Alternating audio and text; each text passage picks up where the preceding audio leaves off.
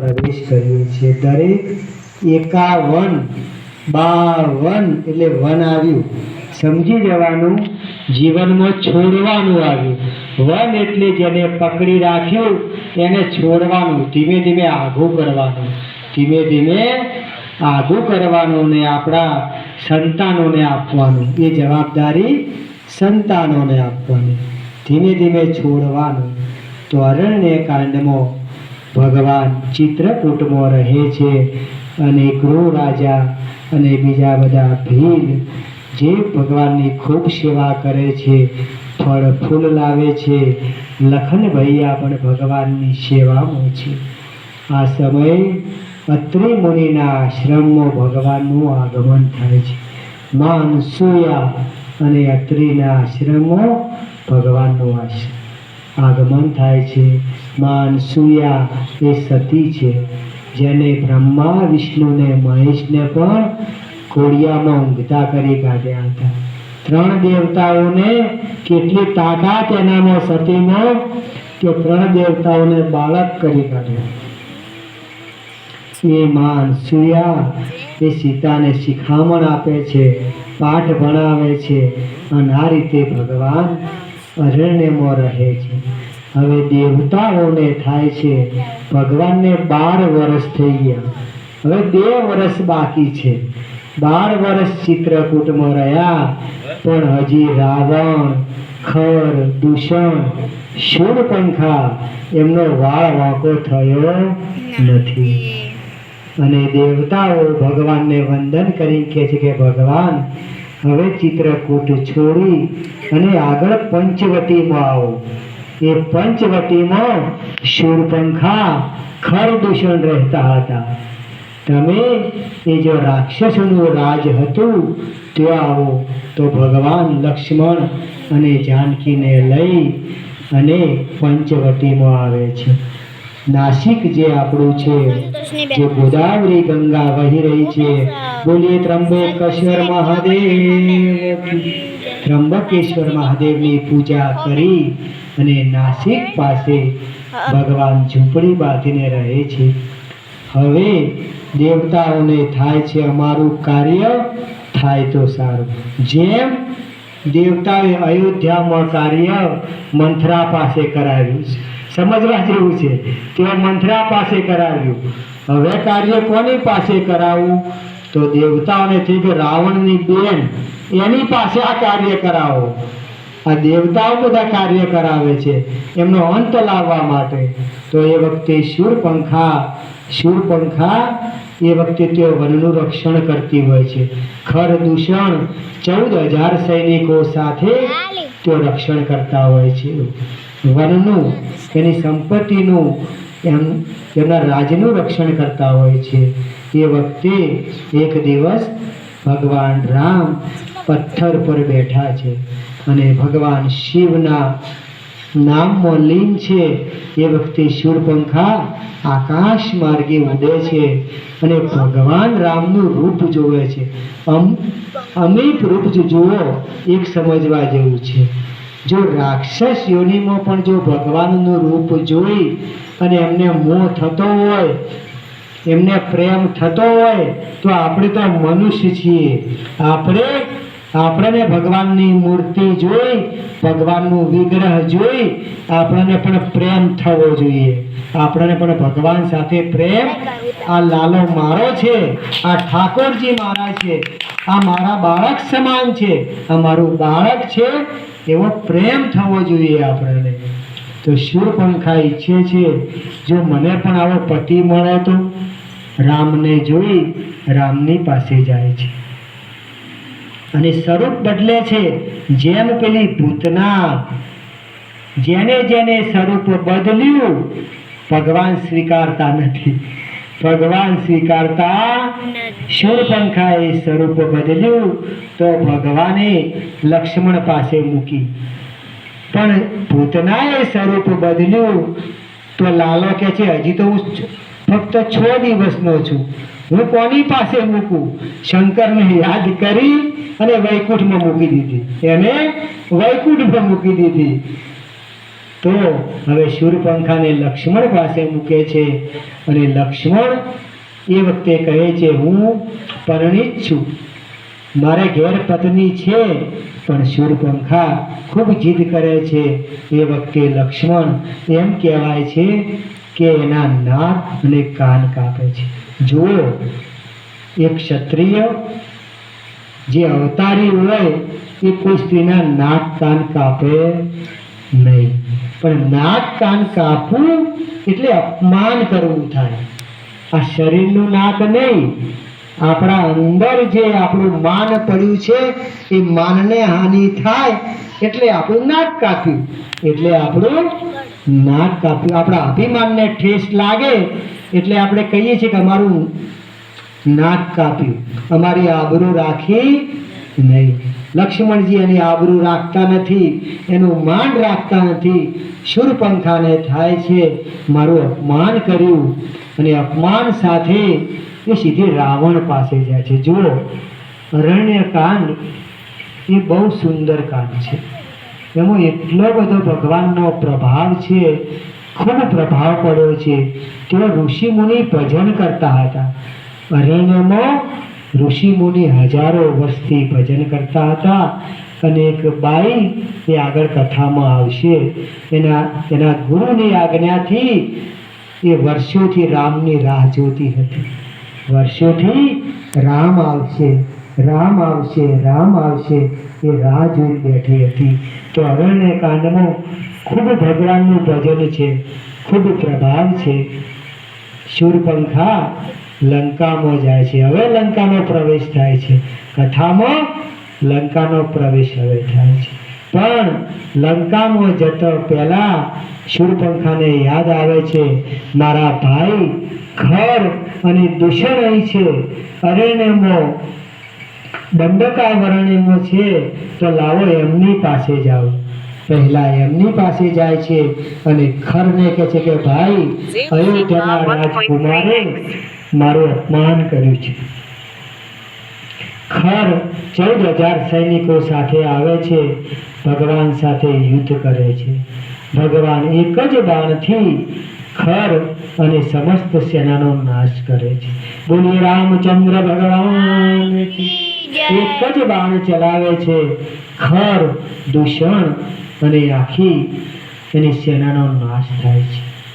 પણ શૂરપંખા સમજી ન શકી કે જેને 14,000 સૈનિકો એક બાણથી નાશ કર્યો એનામાં કંઈક હશે, કંઈક. પણ આ શૂરપંખા શકુનીની જેમ આખા લંકાનો નાશ કરવા માંગતી હતી, આખા લંકાનો નાશ કરવા માંગતી હતી. એટલે આ ભાઈને છોડી એ તો વૈકુંઠમાં ગયા, એ લંકામાં જાય છે. અને રાવણ આગળ જોઈને રડવા લાગે છે. કેમ બેન રડે છે? તો કે અયોધ્યાના રાજકુમાર રામ અને લક્ષ્મણ એ બે વનમાં છે, દંડકારણ્યમાં છે, અને મારું અપમાન કર્યું છે, અને ખર દૂષણને પણ ધામમાં મૂક્યા છે, એમની પણ હત્યા કરી છે. રાવણ રાતો પીળો થઈ જાય છે. પણ વિભીષણ એ વખતે કહે છે કે ભાઈ, ઉતાવળ ન કરો. ખર અને દૂષણ ભગવાન શિવના ભક્ત છે. આપણે પણ ભગવાન શિવના ભક્ત છીએ. જો ખર અને દૂષણને એક બાણથી જો ધામમાં મૂક્યા હોય તો કોઈ સામાન્ય રાજકુમાર હોય નહીં. શૂરપંખાની વાત આપણે સાંભળવી નથી. આપણે અયોધ્યા સાથે સંધિ છે, આપણે અયોધ્યા સાથે યુદ્ધ કરવાનું નથી. રાવણ મનમાં કહે છે કે વિભીષણ, આમે રામ સાથે મારે યુદ્ધ કરવું નથી. મારે રામને લંકા સુધી લાવવા છે, મારે રામને લંકા સુધી લાવવા છે. આ પવિત્ર આખા ભારત ખંડની ધરતીને, લંકા સુધીની ધરતીને મારે રામને ઉઘાડા પગે લંકા સુધી લાવવા છે. એટલે કે રાવણ ઈચ્છ્યું હોય તો લશ્કર લઈને દંડકા વનમાં આવી શકો, પણ એને સમસ્ત ભૂમિ, દક્ષિણની ભૂમિ એ ભગવાનના પગલાથી પવિત્ર કેમ? આમ જોવા જઈએ ને, રાવણ શિવ ભક્ત હતો, ખૂબ જ્ઞાની હતો. એ છેલ્લે કુંભકર્ણ અને ઇન્દ્રજીતને અસલ વાત કહેશે કે અસલ વાત શું હતી. રાવણના મનમાં આ પડ્યું હતું કે ત્રિભુવનનો નાથ જો પ્રગટી ચૂક્યો હોય અને મારા શંકરનું વરદાન છે તો એને લંકા સુધી લાવ, મારા મહેલ સુધી લાવ મહારાજ. આ રાવણની અંદર પણ આ પડ્યું હતું.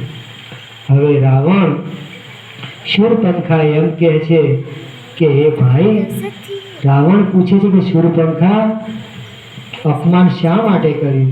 તો શૂરપંખા કહે છે એમની પાસે એક સુંદર સ્ત્રી છે, રામની પત્ની એ સીતા ખૂબ સુંદર છે અને હું એ સ્ત્રીને ઉપાડી લાવવા માંગતી હતી અને લંકાની રાણી કરવા માંગતી હતી.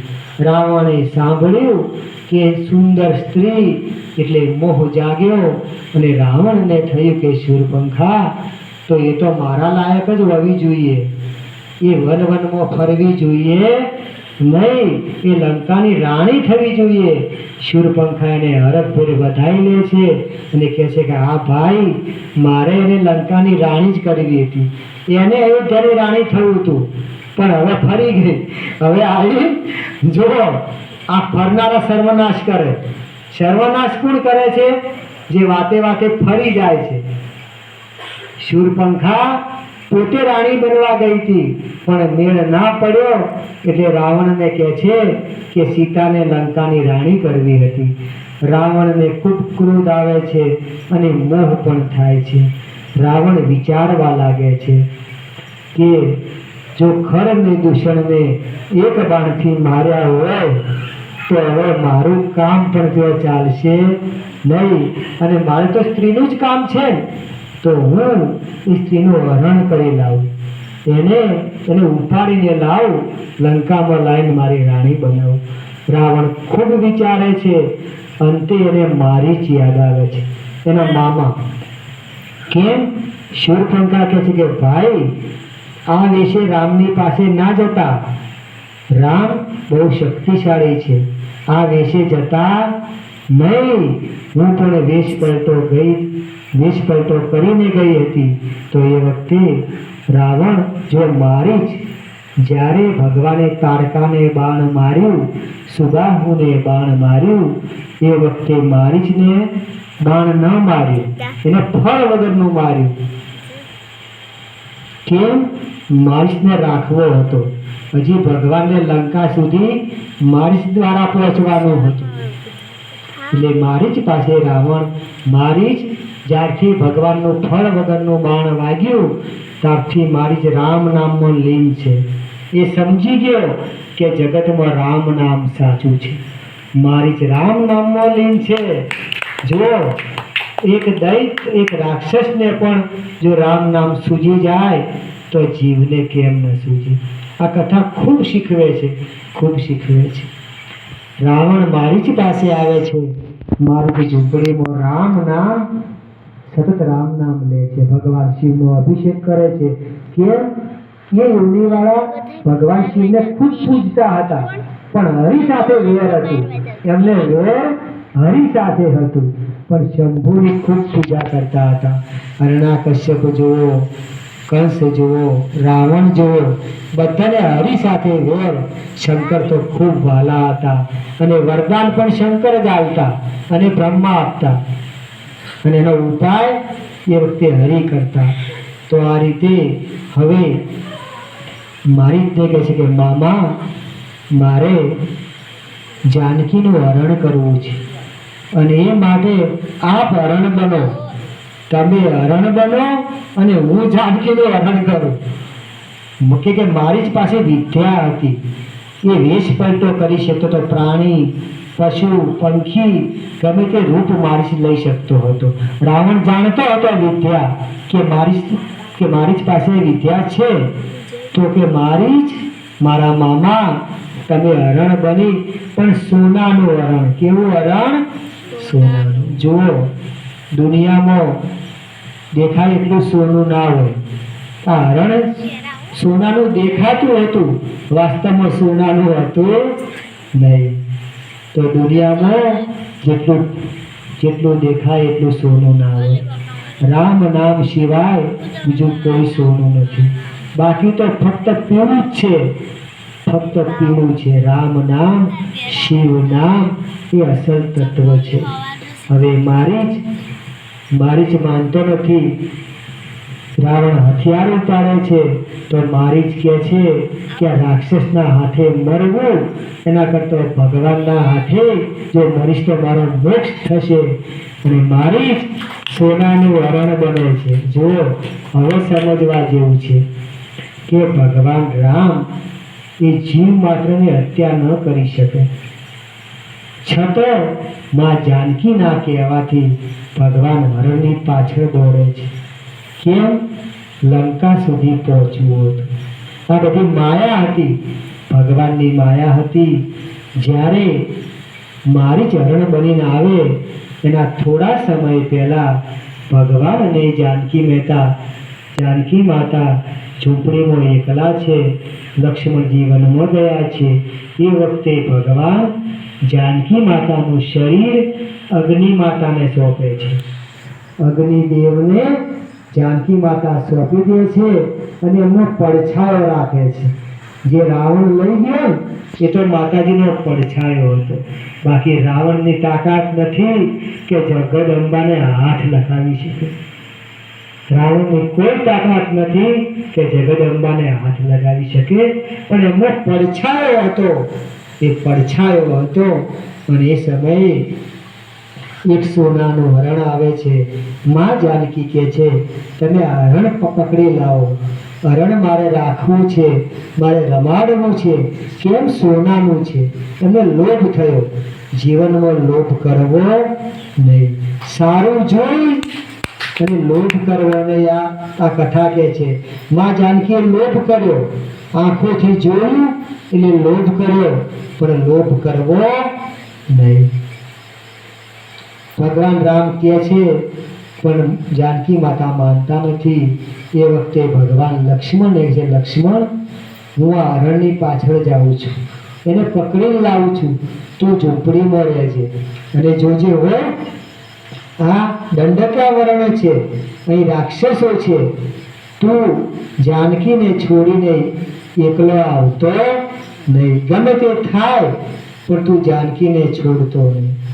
અને આ બાજુ રાવણ સાધુના વેશ લે છે. જુઓ, સાધુ બન્યો નથી, ખાલી સાધુનો વેશ લીધો છે.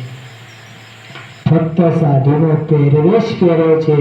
અને રાવણ આ બાજુ રાહ જોઈને ઊભો છે કે લક્ષ્મણ ઝૂંપડીની બહાર ક્યારે જાય. હવે આ મૃગ વનમાં આગળ દોડે છે, ભગવાન પાછળ દોડે છે. મારી જ દૂર સુધી એ ભગવાનને લઈ જાય છે. ભગવાન તીર મારે છે અને એ વખતે મારી જ એ માયા કરે છે ને બોલે છે લક્ષ્મણ લક્ષ્મણ લક્ષ્મણ લક્ષ્મણ. બસ મારીશનો અવાજ ઝૂંપડી સુધી આવ્યો. ભગવાન રામ મારી જ પાસે આવ્યા, મારી જ અસલ રૂપમાં આવ્યો. ભગવાન સમજી ગયા આ તો કપટ થયું, આ તો કપટ થયું છે. અને મારી જ ધામમાં ગયો. અને એ વખતે એ અવાજ માં જાનકી સુધી આવ્યો, લક્ષ્મણ સુધી આવ્યો. માં જાનકી કહે છે લખન ભૈયા રામ સંકટમાં છે. એ લક્ષ્મણ લક્ષ્મણ કરે છે. કોઈ રાક્ષસો આવ્યા હશે, રામ સંકટમાં છે. જો એ વખતે લક્ષ્મણ સરસ કહે છે કે રામ સંકટમાં નથી, આ જીવ સંકટમાં છે. આ જીવ સંકટમાં છે, રામ સંકટમાં હોય નહીં. પણ જાનકી માતા માન્યા નહીં કે લક્ષ્મણ. અને એ વખતે માં જાનકીનો સંસારનો પ્રવેશ થાય છે. જુઓ, માં જાનકી લક્ષ્મણને ઓળખતા હતા. કટુ વચન કોઈ દિવસ ના કે, પણ માયા, આ માયાનો પ્રભાવ હતો. માં કહે છે કે લક્ષ્મણ તારી અંદર કળિયુગ આવ્યો છે, તારી અંદર કળિયુગ પ્રવેશ કરી ગયો છે. તું મને એકલી ભાળી અને તને એમ છે કે રામ પાછા ના આવે તો સારું. તારી અંદર કળિયુગ આવ્યો એમ કીધું. લક્ષ્મણની છાતી ફાટી ગઈ કે માં શું બોલો છો?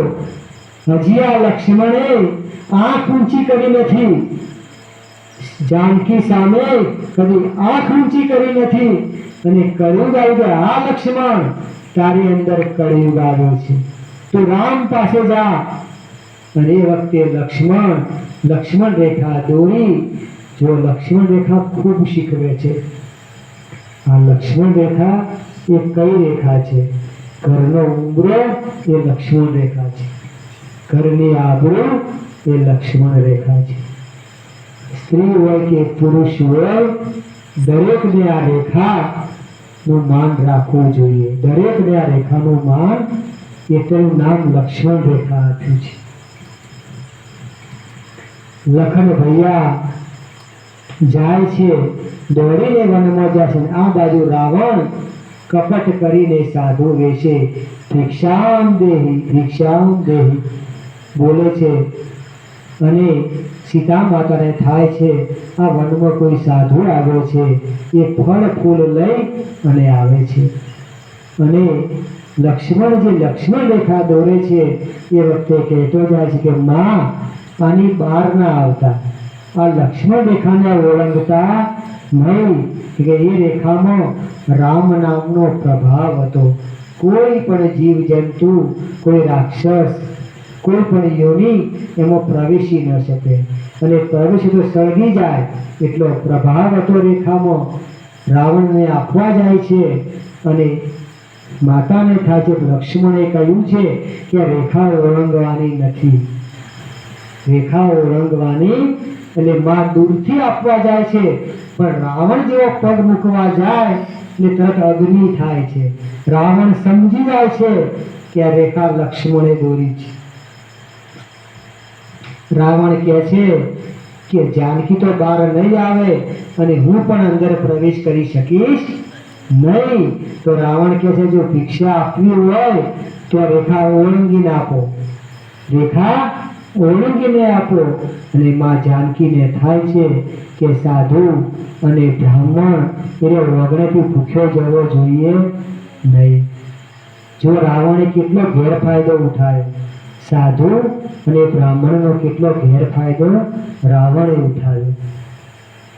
એ વખતે માં જાનકી ફળ ફૂલ આપવા જાય છે તો રાવણ એનો માતાજીનો હાથ પકડી અને માતાજીને ઉછકી લે છે, અને એકદમ એનું પુષ્પક વિમાન સાથે લાવ્યો છે, એ વિમાનમાં બેસાડી દે છે. માં ખૂબ રડે છે, પણ એ વખતે રાવણ સામે કે માનો પડછાયો છે, મારું અસલ રૂપ છે નહીં. રાવણ પુષ્પક વિમાન લઈ દક્ષિણ દિશામાં જાય છે. આ બાજુ લક્ષ્મણ રામ પાસે પહોંચે છે. રામ કે લક્ષ્મણ કેમ આવે તું? જાનકી એકલી છે, આપણી સાથે કપટ થયું છે, આપણી સાથે કપટ થયું છે. લક્ષ્મણ કે ભાઈ મને ખબર છે કપટ થયું, પણ ભાભી માન્યા નહીં અને મારે આવવું પડ્યું. જીવનમાં જીદ કરવી નહીં, આ જીદનું પરિણામ હતું. હવે જ્યારે બંને જણા દોડતા આવે છે, ઝૂંપડીમાં આવીને શું જોવે છે? સીતા નથી. રામ અને લક્ષ્મણ ચારે બાજુ શોધે છે, પણ જાનકી મળતી નથી. આ બાજુ રાવણ માતાને પુષ્પક વિમાનમાં લઈ જાય છે. એ વખતે ગિધરાજ, એક પક્ષીરાજ રાવણને જોઈ જાય છે અને મા જાનકી રડતી હોય છે. એ વખતે ગિધરાજ જે ઉંમરમાં વૃદ્ધ હોય છે પણ છતો તાકાત ભેગી કરી અને કહે છે આ તો જાનકી છે, આ તો રામની પત્ની છે, અને રાવણ સાથે યુદ્ધ કરે છે. જટાયુ રાવણ સાથે યુદ્ધ કરે છે, ખૂબ યુદ્ધ કરે છે, પણ રાવણ સામે એની તાકાત ચાલતી નથી.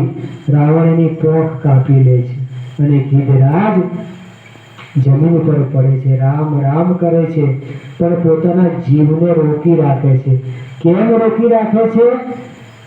કે રામ આવે તો સમાચાર આપું, રામ આવે તો સમાચાર આપું કે રાવણ દક્ષિણમાં લઈ ગયો છે, રાવણ દક્ષિણમાં લઈ ગયો. એ વખતે ભગવાન રામ અને લક્ષ્મણ ભગવાન જાનકી કરી આંખોમાં આંસુ છે. જો વિરહ ભગવાન શિવને પણ થયો, સતીનો વિરહ થયો. સતીનો વિરહ ભગવાન શિવને થયો. મા જાનકીનો વિરહ ભગવાન રામને થયો. મા રાધિકાનો વિરહ એ જગતના નાથ આપણા શ્રી કૃષ્ણને પણ થયો. તો વિરહ તો જીવનમાં રહેવાનો, આગળ ને પાછળ કોઈ કાયમ સાથે રહેવાના નથી. આગળ ને પાછળ થઈ જવાનું છે. કોઈ કાયમ માટે સાથે રહેવાનું નથી. આ શાસ્ત્ર શીખવે છે. પણ જે માણસ જાય એની પાછળ ખૂબ ભજન કરવું, ખૂબ રામ નામ લેવું. જે જીવ આપણને છોડીને જાય એની પાછળ ખૂબ ભજન કરવું, ખૂબ રામ નામ લેવું. કેમ કે એને એ રામ નામ મળે, એને ફરીથી સારો અવતાર મળે, ભગવાનની ભક્તિ મળે. તો જીવ જે અહીંથી જાય છે, કેમ કે જુઓ આ બંધન તો કર્મનું છે. એક પળ પણ વધી નહીં શકે. જેની સાથે જેટલું લખેલું છે એટલો જ સંજોગ છે, બાકી એક પળ પણ વધી શકશે નહીં. હવે ભગવાન રામ મા જાનકીને શોધતા આ ગિધરાજ પાસે આવે છે અને એ વખતે એમને ખોળા મળે છે અને કહે છે કે હે ભગવાન, મને માફ કરો. મેં ખૂબ પ્રયત્ન કર્યો પણ લંકાપતિ રાવણ સામે મારું કોઈ ચાલ્યું નહીં અને મા જાનકીને રાવણ દક્ષિણમાં લઈ ગયો છે.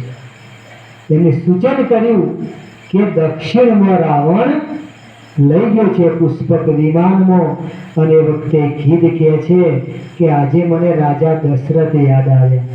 જો ગીધને વાણી ફૂટે છે, પક્ષીને પણ વાણી ફૂટે છે અને કહે છે કે રાજા દશરથ ખૂબ પ્રતાપી હતા અને મારા મિત્ર હતા, પણ હું જાનકીને છોડાવી ન શક્યો. ભગવાન મને માફ કરો. અને એક મારો ભાઈ સંપાતિ, 2 ભાઈ હતા. ગીધ 2 ભાઈઓ હતા. એક વખતે બંને ભાઈઓ યુવાન હતા ત્યારે ગીધ અને સંપાતિ એ બંને ભાઈઓ હરીફાઈ. સંપાતિ અભિમાની હતો, કે છે કે ભાઈ આપણે હરીફાઈ કરીએ. સૂર્યને અડીને કોણ આવે? સૂર્યને અડીને પેલો પાછો કોણ આવે? તો ભાઈ કહે છે કે સંપાતિ આવી હરીફાઈ ન હોય. સૂર્ય તો અગ્નિ છે, અગ્નિની હરીફાઈ કરાય નહીં. પણ બંને ભાઈ હરીફાઈ કરે છે.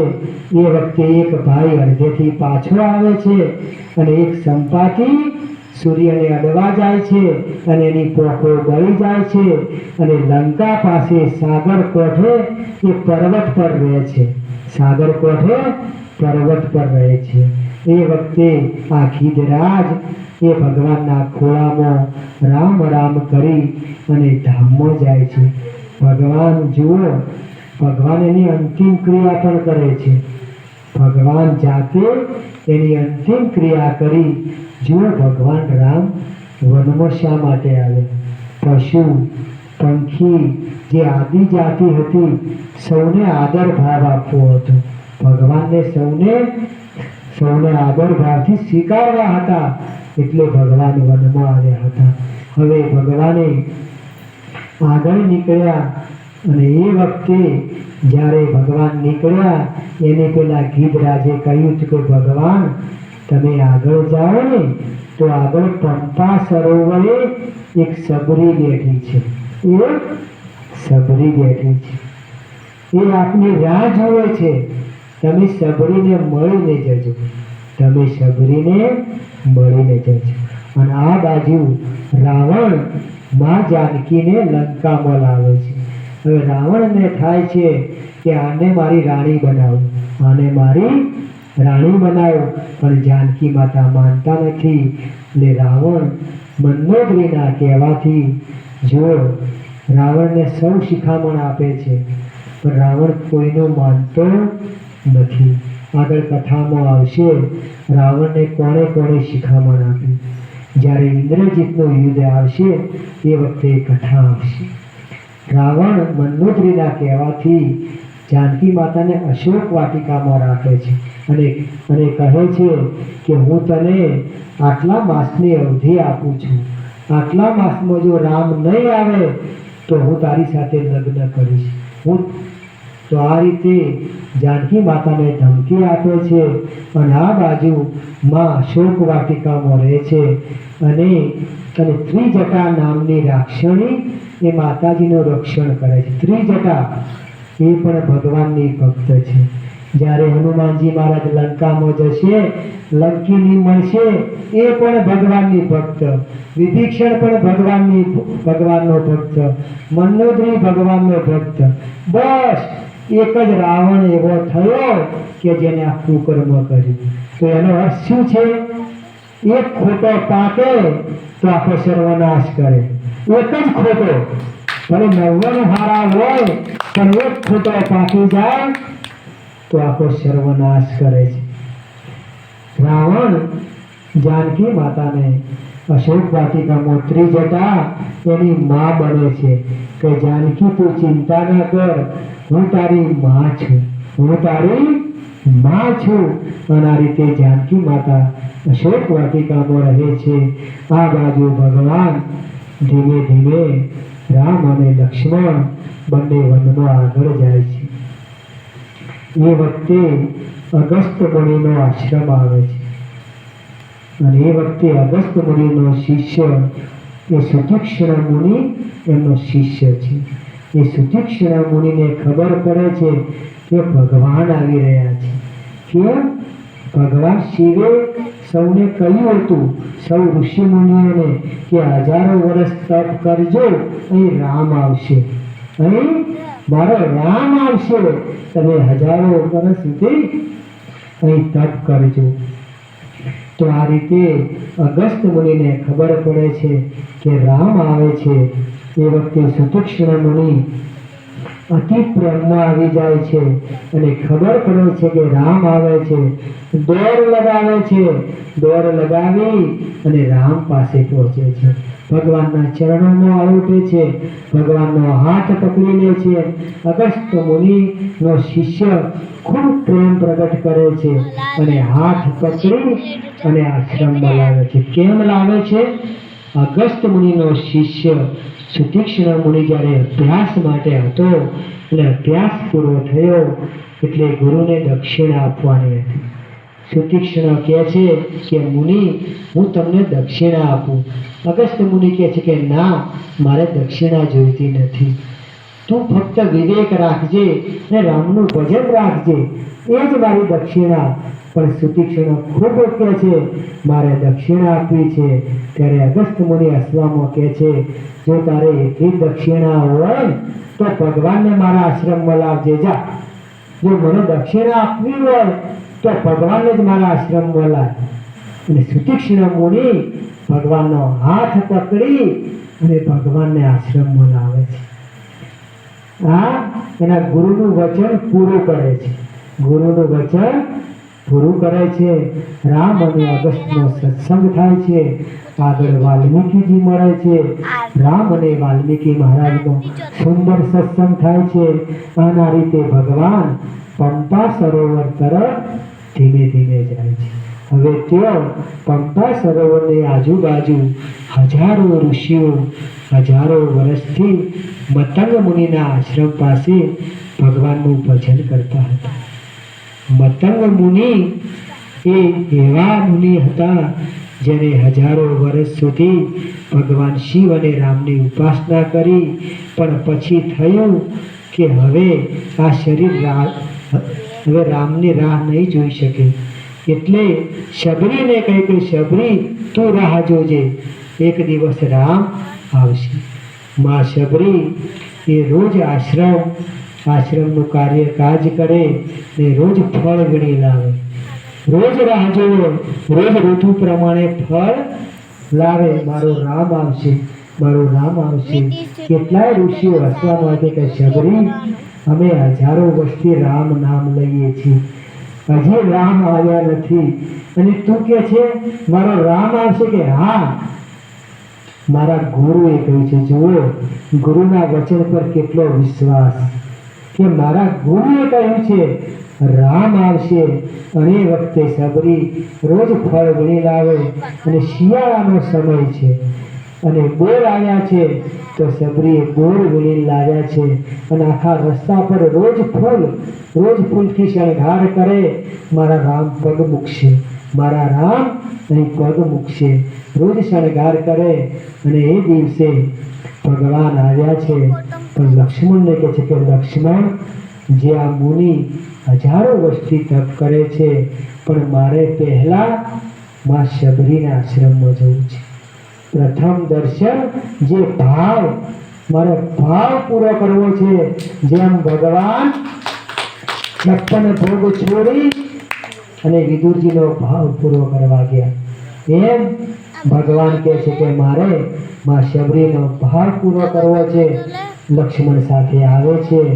માને થોડો અંધાપો આવ્યો છે પણ માં ઓળખી જાય છે કે રામ રામ અને રામ. ભગવાનનો હાથ પકડી લે છે, હાથ પકડીને ઝૂંપડીમાં લાવે છે. અને એ વખતે રામાયણમાં એક સુંદર તુલસી બાબા વર્ણન કરે છે. રામચરિત માનસનું એટલું બધું સુંદર વર્ણન છે કે આ નવધા ભક્તિ જુઓ. ભગવાન ઋષિ મુનિઓને કહેતા નથી, ભગવાન લક્ષ્મણને કહેતા નથી જે એની સાથે રહે છે, પણ ભગવાન શબરીબાઈને નવધા ભક્તિ કહે છે. આ નવધા ભક્તિ ખૂબ ઉપયોગી છે. નવધા ભક્તિ ભગવાન રામના મુખેથી છે.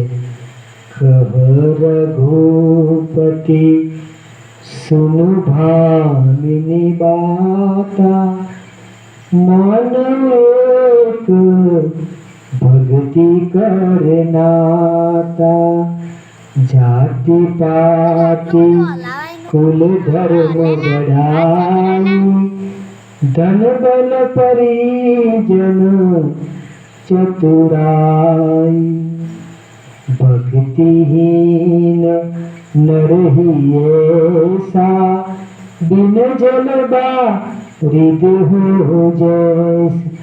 ભગવાન રામ કહે છે કે હે માં શબરી, હું તમને નવધા ભક્તિ કહું છું. જીવનમાં ધન, બળ, ઐશ્વર્ય, શક્તિ આ કોઈ વસ્તુ ઉપયોગી નથી ભક્તિ સિવાય. જો ભક્તિ ના હોય તો આનું કોઈ પ્રયોજન નથી. જેમ વાદળ હોય પણ વાદળમાં પાણી ના હોય તો, જો વાદળમાં પાણી ના હોય તો વાદળની કોઈ કિંમત થાય? વાદળની કિંમત ક્યારે થાય? વાદળમાં પાણી હોય તો જ. એમ આ શરીરની કિંમત રામ નામ છે, શિવ નામ છે તો જ શરીરની કિંમત છે. બાકી શરીર હાડ પિંજર જ છે, ખાલી હાડ અને માંસનો માળ જ છે. હાડ અને માંસનો, હાડ માંસ કી મમ દેહી, તામે ઇતની પ્રીત, આધી જો રામ સે ઉતરે ભવ. કે હાડ માંસનો માળો છે પણ એમાં ભગવાનનું નામ આવે તો જ એનું મહત્વ છે. ભગવાન કહે છે કે માં નવધા ભક્તિનું શ્રવણ કરો. જેમ જળ વગર વાદળની કિંમત નથી, એમ ભગવાન શંભુ અને રામ નામ સિવાય આ શરીરની કિંમત નથી. નવધા ભક્તિ કહું તો હિ પાહી, સુનું